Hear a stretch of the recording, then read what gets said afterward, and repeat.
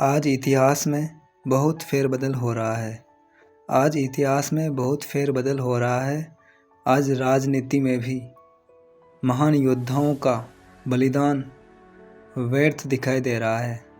जिन्होंने इतिहास तक नहीं पढ़ा है वो हमें समझा रहे हैं कि राणा सांगा कौन थे। हम जानते हैं कि महाराणा सांगा एक महान योद्धा थे जिन्होंने हमारे भारत के लिए अनेक मुस्लिम शासकों से युद्ध किया था और जिनकी कई बार विजय भी हुई थी।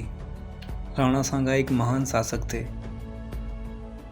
हमें गर्व है कि ऐसे महान शासक का जन्म हमारी मातृभूमि में हुआ है, हमारे मेवाड़ में हुआ है। जय राजपूताना। और राणा सांगा को गद्दार कहने वालों, एक बार कुछ भी बोलने से पहले इतिहास ज़रूर पढ़ लेना।